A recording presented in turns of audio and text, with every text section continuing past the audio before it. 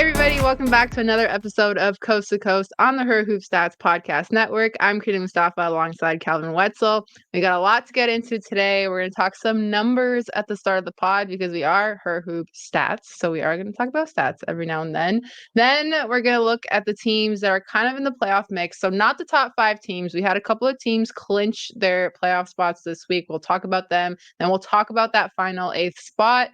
And then lastly, of course, as we do every week, we'll give you our games to watch. Cal, are you ready? You know I'm ready. You had me at numbers and stats, so I'm all in on that. Yeah, you're very much a stats guy. You always come with those like super fun facts, and we've got a lot of fun things to talk about today. We're gonna start with the one and only A'ja Wilson leading the MVP race right now. I'm gonna break down her last 3 games for you guys because if you haven't been tuning in, you are missing out on basketball greatness. So they just played the Sky where she had 30 points, 14 rebounds, 3 assists, and 3 blocks. They won this against the Sky by a lot. And like you mentioned, Cal, I think she started out the game with like 2 points and then ended the first half with 2 points and then ended with 30 by the end there. So super, super impressive to close that one out. Against the Phoenix Mercury, she had 41 points, 17 rebounds, 2 assists, 2 steals in 34 minutes. What an insane stat line. I mean, like we think about just like all these players breaking out with 40-point games over the last couple of years, and it feels like there's been less of them this season just because of that parity that we've talked about all season long. Then you have A'ja Wilson, who's coming out with her white t-shirt, may I add, and starting a movement like we talked about last week, and just putting up stat numbers like these. She shows up in that t-shirt and you're immediately scared if you're the other team because you know she's going to go off. And then of course the other game against the Atlanta Dream, 26 points, 16 rebounds, 5 assists, 5 blocks. All of these have been wins. The Aces have been on the up ever since we talked about kind of their struggles. Cal, make your case for why A'ja Wilson should be like the runaway MVP this season. Well, you didn't even go. You went 3 games back. If you go 4 games back, there's another 40 piece in there too that you didn't even list off.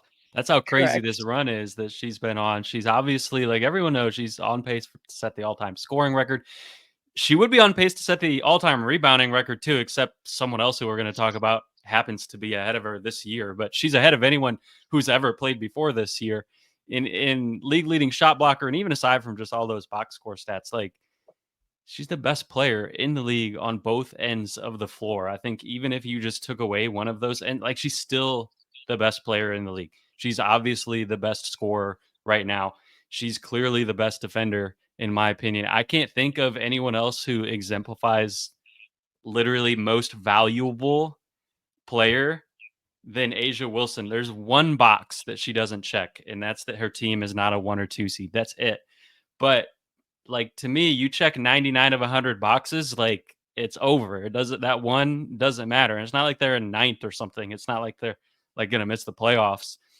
They're just like not gonna get the 1 seed. But to me, like what you list all those stats and all those stat lines, like anyone who is like me and nerds out on like looking up all the stats probably knows that like when you look up players' stats in the WNBA, what usually happens is you figure out if there's a crazy stat line that like this player is the second player to ever have that stat line and the first player is Candace Parker. That's pretty much always what happens.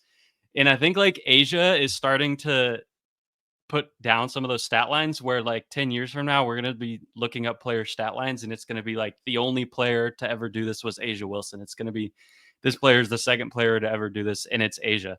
That's and she's doing it night in, night out and having obviously such an impact aside from all of that too. So I don't know how you make an argument for her not to be the MVP, which is crazy because of some of the players that are performing at a high level. Like Nafisa Collier has been unreal this season and obviously carrying the Lynx to one of the better records in the league.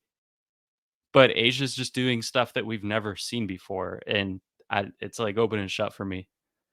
Yeah, and like some of these other players will get those like second place, third place, fourth place votes, but when it comes to the player that just like very clearly is in front of them all, and we talked about the meaning of MVP an episode or two ago, and we're like, okay, what does it mean? Does it mean the most valuable player to your team? Does it mean the best player? But guess what? Asia is all of those things. So now you just have to say that she is the MVP. Like it feels like, and last year there was a lot of controversy with like, the Liberty, the Aces, definitions, all that stuff. And Stewie ended up winning it. But and Alyssa Thomas also being in that mix as well. But it feels like this year is just so clear and so in your face that Asia should be the one to win this. And now that we're getting closer to the end of the season and we're getting closer to award season, it feels like we're just gonna see that result finally happen for her again, and she'll be back in the MVP. In the defending MVP spot. But yeah, lots of really cool stats and just like accomplishments that she's had. And you kind of talk about the whole like since Candace Parker thing, and now it's going to be like since Asia Wilson. And to me, it's like cool to watch a player who you're watching them in their prime and they're about to be like one of the greats. And when you're kind of like in our generation where you're just coming off of some of these players like a Candace Parker, like a Maya Moore, like, a Sylvia Fowles, like a Sue Bird, all these players who were at the tail end of their careers and you're just catching the end of that and you weren't really like in the mix of it, to have someone like Asia Wilson be in her prime while we are like in our prime of following the W and women's basketball, like I feel like that's something that's so special and that we should just like take a moment and think about that and like take that in and reflect on it, because that is a really cool thing to be able to say. And one day you're going to be able to say, yeah, I watched Asia Wilson hoop. Like back in my day, like Asia Wilson was hooping. Like you're gonna be able to say that, and I just think that's so cool. And we love to give her flowers here. And yeah, she wore the white tee at the last game. She wore like really short shorts, so somebody said, oh no, now she thinks she doesn't deserve pants. So yeah, in case you thought Asia Wilson is not marketable, she very much is, and she's showing it in so many different ways. But you kind of hit on another player that kind of is up there in the stats and in the rebounding, and that's Angel Reese. She hit 405 rebounds and now is over that since she hit that this season. She broke Sylvia Fowles' record, which was 404 rebounds in a single season in 2018, which I would like to say it's not that long ago, but the years are starting to get up there, so it is starting to be a bit of a while ago. Can you put into perspective just how impressive this record is? Because there's been so much conversation around Angel Reese and her rebounding, but like when you put it next to the fact that like she broke Syl's record, how cool is this? It's really hard to put it into perspective, to be honest, because like Sylvia Fowles did this basically in her prime. She was in her young 30s. She did it in 34 games. And that part's a key because it would have been easy to put an asterisk on it, whether it deserved it or not, if Angel got this record in like game 39 or game 40. Obviously, the schedule is longer now, but she got there in game 32. So there's no asterisk. She would have had this in the same schedule with a couple games to spare. And she did it on a team whose defense, like, we're being honest, is definitely not as good as those Lynx defenses that Sil was on. So it's not exactly like they're forcing as many misses to be rebounded. Obviously, on the other end, like Angels getting offensive rebounds as well. And uh like, the Sky, especially without Kennedy Carter, do have a lot of those available, I'll say. But like, no matter how you spin it, like she's so far ahead. Like she did it with 8 games to spare, even 2 games to spare from what Sil did it. She's a full rebound ahead of Asia, which this is like the craziest way to put this into perspective to me is the fact that no one in this league has ever averaged 12 rebounds a game ever. Asia is doing that this year and would be on pace to be the first person to do that. And somehow Angel is still a full rebound ahead of her at 13. That blows my mind. It makes absolutely no sense. Like Asia Wilson is on pace for a record and is still a full rebound shy of being the season leader in her own season because of what Angel Reese is doing.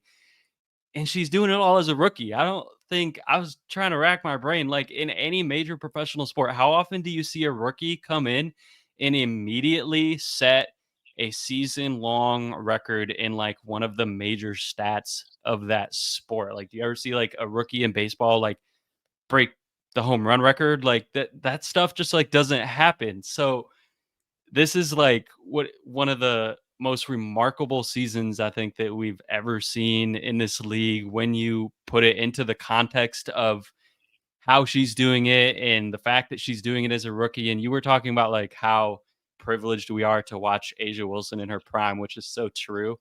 It's also really cool to think about how we're watching Angel Reese not even in her prime yet. Like this is maybe going to be one of her worst seasons of the next decade because she's only going to continue to get better and better and better and add to her game.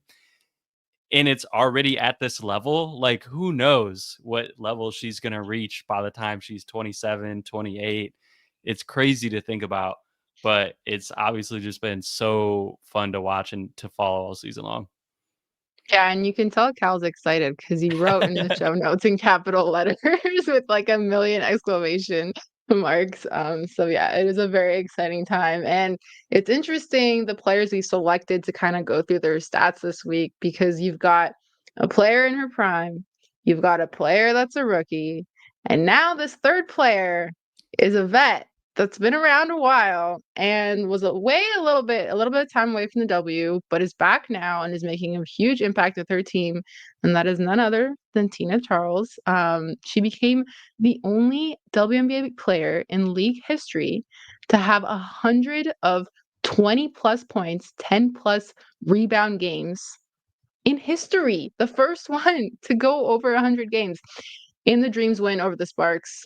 So, like I said, all three of these players, completely different experience levels, but completely amazing stat lines and records that they're setting.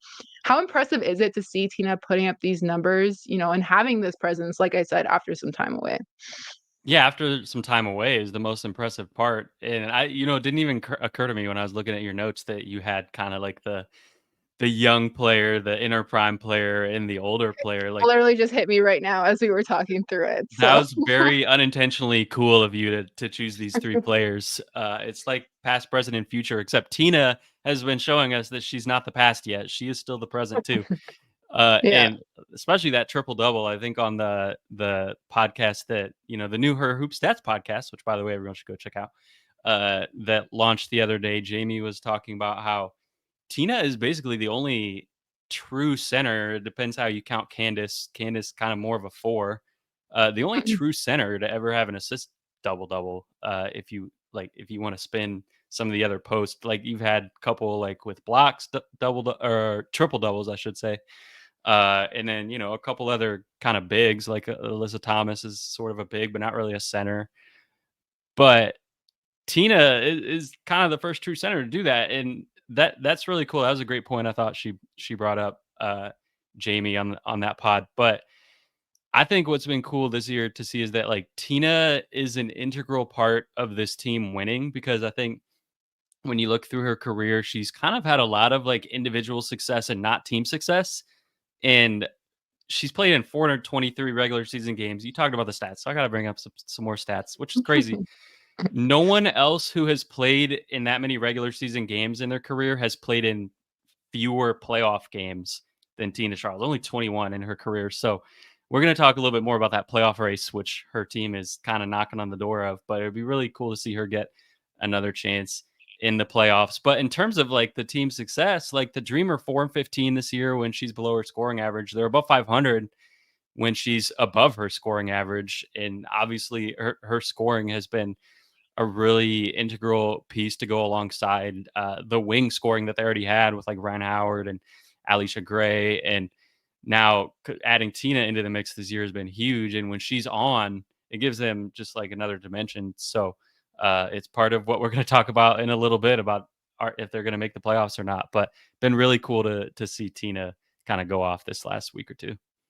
Yeah, I was gonna say she was such a great pickup for them, but that seems like such a casual way to like frame the way that they just like acquired her. But it really is true. Like it's really cool to see her having this much of an impact. And for those of you who comment who whenever graphics of Tina get posted, get educated because she is a very, very important player in league history. So yeah, we're gonna talk about that playoff race in just a little bit, like you just mentioned, coming up now. But we're gonna start with the Indiana Fever first. All right, Indiana Fever. They're sixth. They clinched their playoff spot this week. They're 17-16. Cal, what's going well for them? They've won 4 in a row now. Everything's going well for them. Obviously, Caitlin Clark has flipped that switch from that first month of the season, and she's flipped the switch about as fast as anyone I can remember flipping a switch from any season and coming into the league as a rookie. So like that's been incredible. She went from like wow, she's clearly a rookie, like this is not Iowa anymore. She's has growing pains to like wow, she's already one of the best players in the league come September. But also Kelsey Mitchell. We have to talk about Kelsey Mitchell. How good has Kelsey Mitchell been for this team? Unreal. And I've always thought like she's been one of the more underrated scorers, especially underrated shooters of this era. I feel like I got another stat for you, Crete. She's the only player ever in the WNBA to shoot better than 37% from three on at least 6 attempts a game. And if you watch her, you know that she's not just kind of like hanging out in the corner waiting to get open catch and shoots. Like these aren't like easy threes that she's taking. That's not like a cheap stat. Like she's got obviously she hits some of those spot ups, but there's a lot of movement shooting, moving off the ball, off the dribble, like in transition, a lot of that type of stuff. And she's still elite in terms of her volume and efficiency shooting. And it's only been getting even better since the Olympic break. So her and Caitlin have been just like an unstoppable force scoring wise. It's really fun to see like all of the new casuals who know like one single team in the WNBA and that's all they watch. And like they came in this year and I haven't heard of anyone else. And they feel like they're like discovering Kelsey Mitchell now, like Christopher Columbus, like thought he discovered America or whatever. Like there were people here before, but it's cool to see all of them discover Kelsey now and like the rest of the world like wake up to how good she is because she's been this. She has been one of the best scorers and one of the best shooters in the league, flat out, for her entire career here. And now she's in the playoffs for the first time ever. I'm so happy for her for that.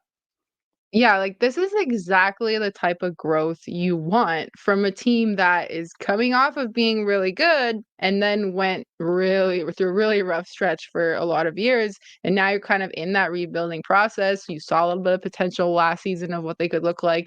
Now you get the number one pick again, and it just looks better and better and better. And you add the pieces that you need. And it's really cool because now they're going to be in the playoffs. And if the playoffs started today, they'd play the Minnesota Lynx.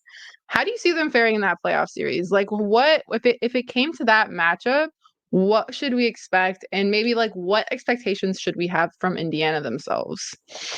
It's interesting because that is the one team to beat them on this run post Olympics. They're 6-1 with that one loss to the Lynx. They've played twice and they beat the Lynx the other time, but that was when Nafisa Collier wasn't playing. So they haven't beaten a healthy Minnesota team yet. This is another great measuring stick game, I think, to see kind of where the Fever are at. And if the Fever are in that category of extremely improved, obviously went from bad enough to get the number one pick a couple of years in a row to now they have good vibes they're in the playoffs, or if they're in the category of legitimately might actually threaten some of the top contenders and maybe like pull an upset and make a deep playoff run. This is a measuring stick for that because right now I'm not fully sold on them actually making like a deep run like semifinals or finals yet as well as they've been playing. I still think they're more in the category of just like this is a stepping stone year and then they get there in a year or two. But if they can pull off this win, and especially if they look really good doing it, then that bodes very well for what they're going to see in the playoffs. Obviously, with this potential matchup or a potential matchup, maybe like against the Sun, if the Sun and Lynx flip on that seed line, and the Sun or another team who the Fever did beat them the other day, and the Fever obviously struggled with them earlier in the season too. So it's definitely going to be a litmus test, I think. What more do you want to see from Indiana? And like, is there anybody that you kind of view as their X factor? Yeah, I'm not sure if this is too crazy, but I actually think like Demiris Duntis is an X factor for this team, and she's been really big for them. I think quietly like very important for them off the bench. She's a big who can obviously sort of space a little bit, which is something that has been huge for them, and it's a small sample still because Duntas hasn't been playing like 20, 25 minutes a game. She wasn't playing at all at the beginning of the season. So in terms of her on-off minutes, but when you look at her minutes on the court, like Kelsey Mitchell and Caitlin Clark are both shooting a lot better percentage-wise inside the arc, which I don't think that's a coincidence. I think that's real. I think her spacing helps a lot. So I think she's an X factor in terms of like what I would love to see more. I think like we talked about it before, like getting Aaliyah Boston more involved. And I think part of her scoring, her usage has gone down a little bit recently. I think part of that is like they're kind of leaning into Kelsey Mitchell, and that is the correct move, like how she's been playing and the level of score that she is.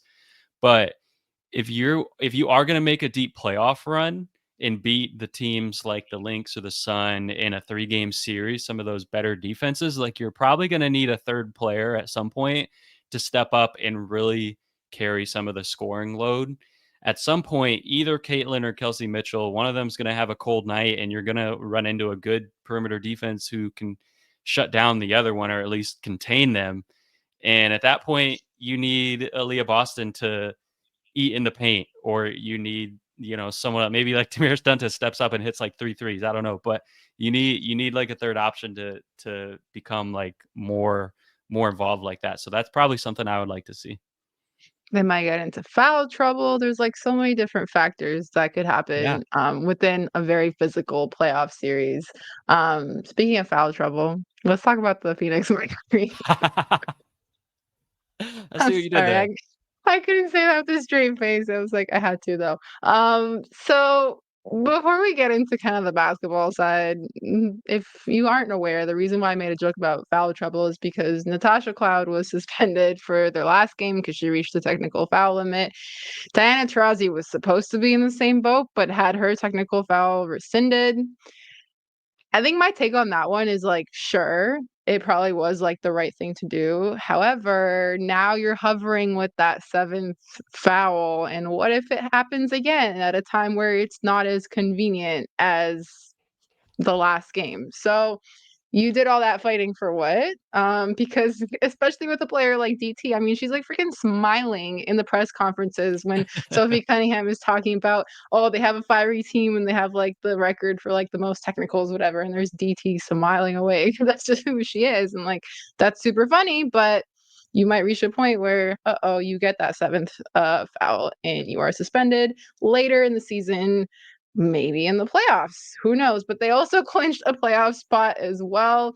Before they beat the Dream most recently to clinch that spot, they had lost 3 in a row. They are 17 and 17 now, so they're at 500. They're in 7th place. I guess my question with this team is, should we be worried about them right now? Like when you look at those losses and kind of just look at the situation that they're in. No, and I'll caveat that with like I don't actually think they're a championship contender. So if you are out there viewing them as a championship contender, then sure, yes, you should be worried because I don't think they are. But in terms of like the realistic expectations of a currently 7th place team, I don't think they're sliding or anything. Like they lost 3 in a row, and that was to New York, Las Vegas, and Minnesota. So like a lot of teams lose to those teams. And then they bounce back and beat the Dream and got into the playoffs. So I think they're fine, but they are like just kind of that middle of the pack team right now. That is who they are. Yeah, and if the playoffs started today, they'd play the Connecticut Sun. How do you see them faring in that playoff series, Cal? Not great. I'll say no shade no shade to the Mercury. It's more about the Sun. You guys catch that? I was Just I was just just pause in the moment. I just had to let that one. I didn't make that pun on purpose in our notes, and then you pointed out to me before we started recording that it was a great pun when you're talking about the Connecticut Sun. So I had So to. in case anybody just missed that, Cal just said, "No shade, it's all about the sun." That's I a was bar. Okay, letting listeners continue. soak in the Continue. pun, Yeah, take it in, but take it in. now that I made that sufficiently awkward, um, I don't see the Mercury. This is the thing, like I don't really see them having that extra gear in the playoffs, which is probably dumb to say when they literally did that a couple years ago as were they a 5 seed or a 6 seed? One of those two when they made the finals, and they did hit that extra gear. But outside of Kalia Copper, who I think is the exception to what I just said, like I don't really see it this year. I think if they are going to pull an upset and make a playoff run, it's going to be Copper. It's going to be her just being explosive, unstoppable, unguardable, putting the team on her back and carrying them to that win. I think she has a Finals MVP. So yeah, or I was gonna say, I seem to recall another 500 team that Caught was on that went on to yeah, win the championship. yeah. So So she has that. She has that. I think the rest of the team, I'm not sure. I'm not they could prove me wrong, but the tougher thing about this to me is that this is why I'm saying like no shade to the Mercury is that like I don't think this is a good matchup for them if they do end up playing the Sun. And that's all about the Sun. Like the Sun have the perimeter defenders to deal with Ka. No one really can like stop her, obviously, but they do have a lot of perimeter defenders. They have Bree Jones. They have the size to kind of deal with BG. And like they just have defensive versatility all over the court. DeWanna Bonner, Alyssa Thomas, Dejanay Carrington. So when it comes to like that Mercury spacing and Rebecca Allen should be back by the playoffs, and Sophie Cunningham and players like that who you're playing on the wings who are knocking down threes, like the Sun can deal with all that. So when you look at like the 3 times they've played, they're all double digit Sun wins. 2 of them were in the 20s. Merc haven't scored 73 yet in any of those matchups. So they've either been in the low 70s or 60s. So I just don't think this is like the matchup that they want to see going into the playoffs. Uh, and again, like if they do pull that upset, it's going to be Copper, but I'm not sure I would really see it. and you kind of hinted at it, but like what do you want to see from Phoenix to take that next step? And like is there an X factor here? Yeah, I just mentioned it. I think the X factor is Beck Allen's health. I think having her back is absolutely critical. Her impact on both ends, obviously, it adds a little depth to allows you to bring like Sophie off the bench, and still have that 4 who can space and who's a little bit more versatile, and then also just like Beck on the defensive end, her like 11-foot wingspan or whatever, being able to switch and get her hands on deflections and block shots and things like that. Like it's a really big deal. So getting her back integrated sounds like she should be able to be back hopefully by the end of the regular season if what I'm hearing, what I'm seeing out there is correct. So that's going to be really huge for them. Yeah, they've definitely been missing Beck for sure. But we've been winning because we've been seeing her fire fits. She's definitely like under the radar, I feel like fashion wise. So just wanted to give her a shout out there. I was kind of fangirling to Mark the other day about these like knee-high boots that she had, that I absolutely need. So I don't want to know how much they cost, but I definitely want a pair like that. All right, let's talk about that eighth and final playoff spot because that is the one that is up for grabs. And it comes down to most likely 2 teams who have an identical record right now, and that is the Chicago Sky, the Atlanta Dream. They're both 11 and 22. Cal, I'll make it simple. Who's more likely to grab that 8th and final spot?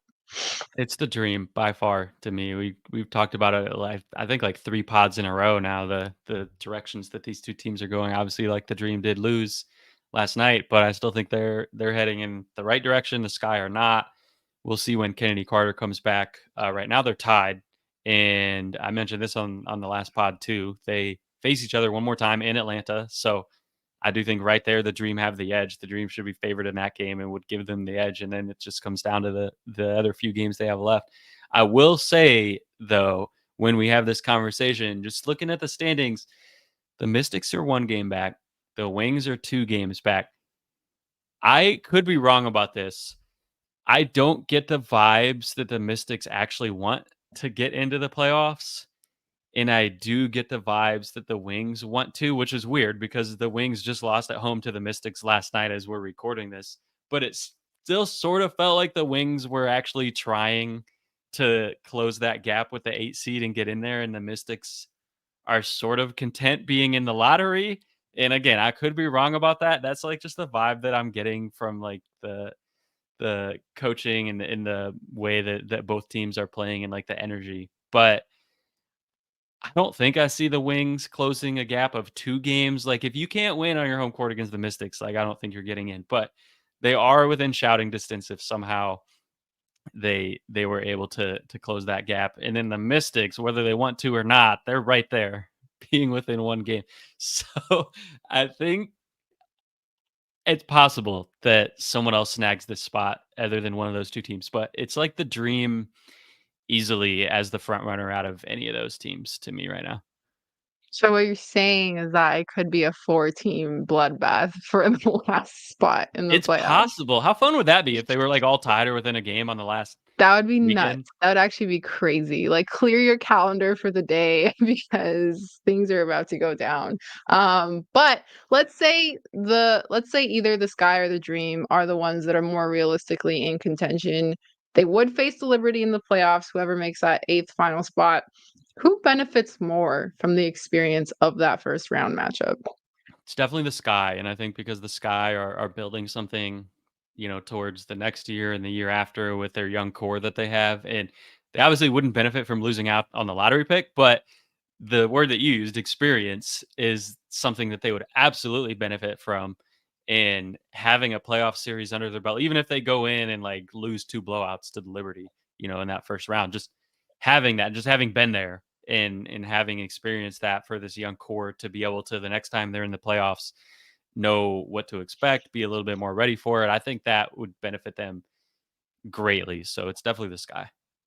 Yeah, and, like, it's funny that it's happening against a team like the Liberty because that's exactly the situation the Liberty were in just a few seasons ago, where you were saying that, yes, like, even though they're squeaking in for that final spot, they need the playoff experience, and now they're in a position where obviously they've, like, acquired some pieces to help them put themselves in a better situation, but they take that experience with them to be a championship contender, so definitely agree with you there.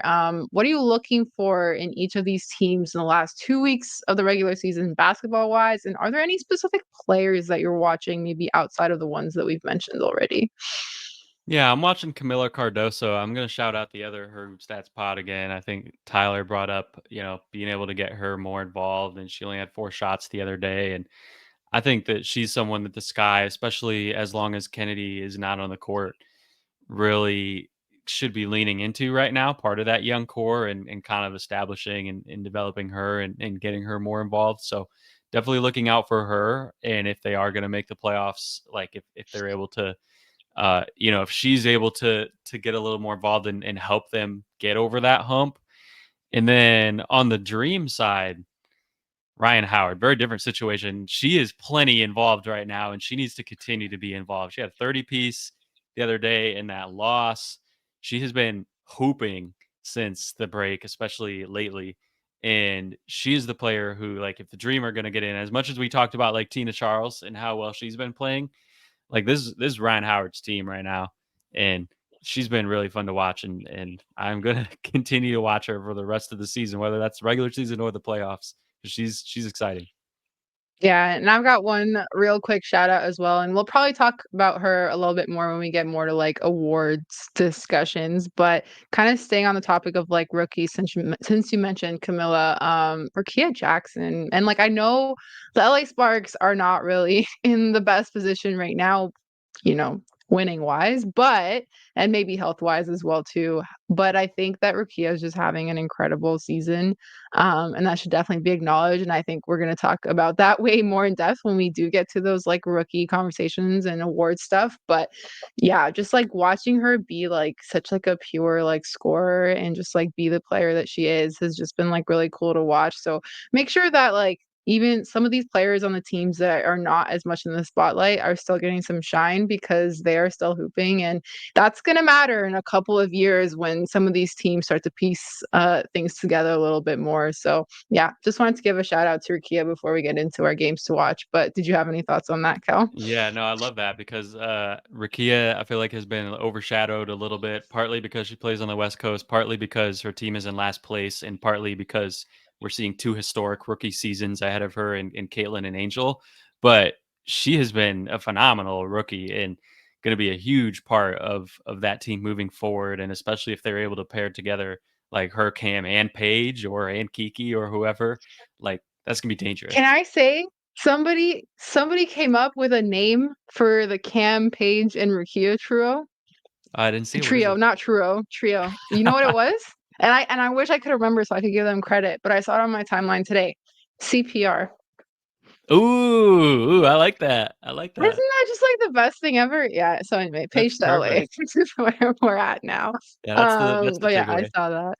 I would literally wish I should have stopped and like seen who posted it, but somebody tweeted that today. So whoever that was, shout out to you. That is an incredible trio name. And now I really hope Paige gets drafted there Go, because that would be trademark it real quick before people like Cree start stealing it and using it. yeah. Anyway, let's get to our games to watch for this week. We are recording on Wednesday, but you will be listening on Thursday. So on Thursday night, we have two matchups on both on Prime Video, starting at 7 p.m. Eastern. This is Seattle Storm versus the New York Liberty. That's going to be a great one. Those are two contenders right now. It's going to be a great test for Seattle to kind of see where they're at against a team like New York. Then followed by the Washington Mystics and the Phoenix Mercury at 10 p.m. Eastern. That's a good chance for either Phoenix to kind of keep rolling or Washington to accidentally maybe put themselves in the playoff conversation like we kind of hinted at. But then Friday night, of course, is WNBA on Ion or League Pass if you don't have Ion. We got three games at 7:30 p.m. Eastern because that's just kind of how it rolls on Friday. We've Always got with Dallas. Ion. Yeah, always with Ion. We've got, and I hopefully one day we figure out the reason, but it is an interesting thing to witness. We have Dallas versus Atlanta. Very important game for Atlanta to kind of keep their spot in the standings, maybe rise a little bit, then followed by Las Vegas Aces versus Connecticut Sun. A great, not followed by, I keep saying followed by as if it's not at the same time. At the same time, the Las Vegas Aces and the Connecticut Sun, two top contenders. Also at the same time, Minnesota Lynx versus Indiana Fever, which Cal hinted at in our conversation about the Fever earlier. That's going to be a good test for them as well. And then we have a 9:30 p.m. Eastern matchup. We've got the LA Sparks versus the Chicago Sky. That's a great one if you want to keep an eye on the rookies, like we talked about. And then Saturday, we've got one singular matchup at 9 p.m. Eastern between the Phoenix Mercury and the Seattle Storm, and that'll be on League Pass. So you can do whatever you want on Saturday, and then you'll have one game to watch in the night. But Sunday, we've got way more games, which has me wondering why the weekend has been scheduled the way that it has, but we're not going to get into that. We've got 1, 2, 3, 4, 5 games on Sunday, September 8th. At 3 p.m. Eastern, we start with the Minnesota Lynx and the Washington Mystics. For me, that's a Canadian on Canadian matchup. Bridget Carlton versus Aaliyah Edwards. Just had to sneak that one in there. Then at 4 p.m. Eastern, we've got two games. Atlanta Dream versus Indiana Fever. Las Vegas Aces versus New York Liberty. Those are great games. Oh, and I forgot to say where you could watch them. Lynx versus Mystics will be on ESPN3 and League Pass. Then those 4 p.m. games, Dream Fever will be on ESPN3 and League Pass, and Aces Liberty, of course, being on ESPN. So you can double screen that one.